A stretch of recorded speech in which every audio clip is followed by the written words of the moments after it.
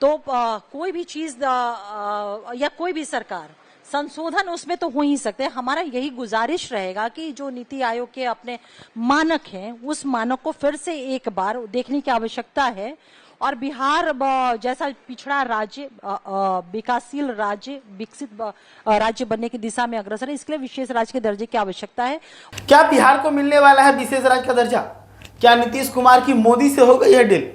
आखिर क्या राज है नीतीश कुमार के बिना शर्त समर्थन देने की?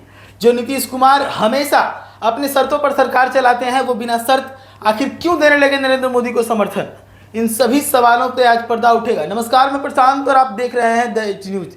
देखिए, आज जनता दल यूनाइटेड की तरफ से एक प्रेस कॉन्फ्रेंस का आयोजन किया गया था। इस प्रेस कॉन्फ्रेंस में जदयू की प्रदेश प्रवक्ता अंजुम आरा ने जो दावे किए, इससे ऐसा लगता है कि अब बिहार को विशेष राज्य के दर्जा मिलने को लेकर कोई डील हुआ है नीतीश कुमार और नरेंद्र मोदी के बीच में।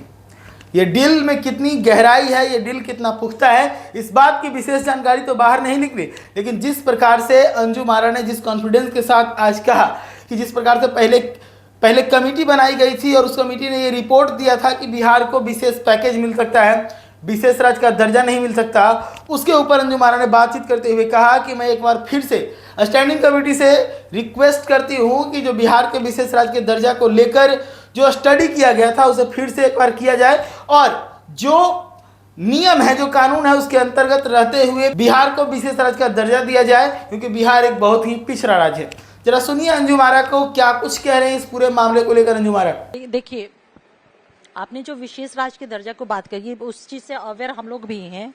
नीति आयोग ने जो उस पे अपनी टिप्पणी की कि विशेष राज्य के दर्जे जो टेक्निकल एस्पेक्ट है, लीगल एस्पेक्ट है, तो कोई भी चीज या कोई भी सरकार संशोधन उसमें तो हो ही सकते हैं। हमारा यही गुजारिश रहेगा कि जो नीति आयोग के अपने मानक हैं उस मानक को फिर से एक बार देखने की आवश्यकता है।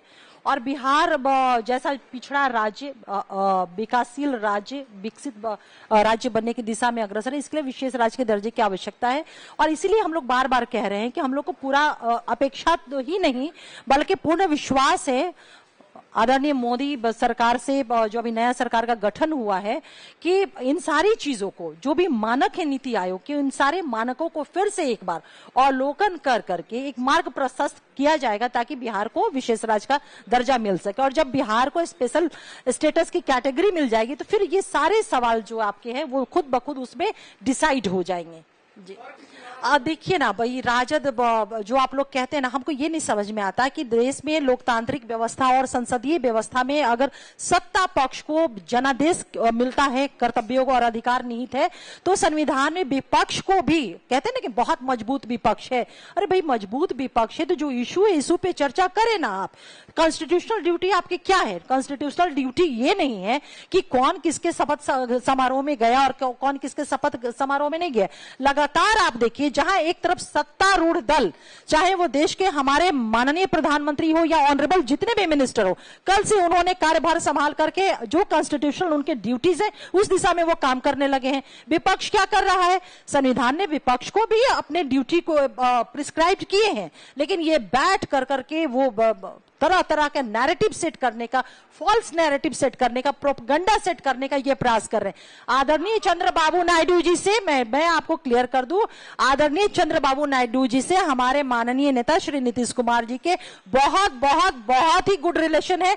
बहुत सारी व्यस्तताएं होती होंगी, अपने पर्सनल कुछ हो सकता है, कुछ इशू भी रहे होंगे, तो मुझे नहीं लगता है, क्योंकि मैं ऑफिशियली इस बात को जानती नहीं हूं कि वो क्या कारण थे, लेकिन बहुत ऐसे कारण हम लोगों के भी जीवन में होता है कि बहुत महत्वपूर्ण विषय होते हैं और निजी कारणों से हम उसमें नहीं शामिल हो पाते। तो मुझे लगता है कि किंतु परंतु से हट करके इन्हीं परिप्रेक्ष्य में देखने की जरूरत है इस बात को। तो सुना आपने किस प्रकार से अंजुम आरा ये दावा कर रही है काफी कॉन्फिडेंस के साथ कि बिहार को विशेष राज्य का दर्जा मिलना चाहिए। वो ये भी बता रही हैं कि जो रिपोर्ट पहले दिया गया था, उस रिपोर्ट को एडिट किया जाए, यानी कि उस रिपोर्ट को फिर से रिवाइज किया जाए और फिर से एक रिपोर्ट तैयार किया जाए और बिहार को विशेष राज्य का दर्जा मिले। साथ ही वो ये भी कह रही हैं कि बिहार को विशेष राज्य का दर्जा नियम और कानून के अंदर रहते हुए दिया जाए। लेकिन इसी मुद्दे पर तेजस्वी यादव को भी गहरी नसीहत देते हुए नजर आ रही थी अंजुम आरा। आप सभी को पता है, तेजस्वी यादव नीतीश कुमार के एनडीए में समर्थन देने के बाद से लगातार ये कह रहे हैं कि नीतीश कुमार को बिहार के लिए विशेष राज्य का दर्जा मांगना चाहिए। इस पर अंजुम आरा ने आईना दिखाना शुरू कर दिया तेजस्वी यादव को और बताया कि किस प्रकार से तेजस्वी यादव के पिताजी लालू यादव जब सरकार में जा रहे थे, समर्थन देने जा रहे थे कांग्रेस को, तो उस वक्त जदयू से ज़्यादा सीटें होने के बावजूद बिहार के विशेष राज्य का दर्जा ना मांगकर गृह मंत्रालय की मांग करी थी। तो जब उनका मौका था तो उन्होंने बिहार के लिए कुछ नहीं सोचा, और अब जब हम लोग कर रहे हैं तो हमें क्या नसीहत दे रहे हैं। तो ऐसी तमाम खबरों के लिए जुड़े रहिएगा तेज न्यूज़ के साथ। धन्यवाद।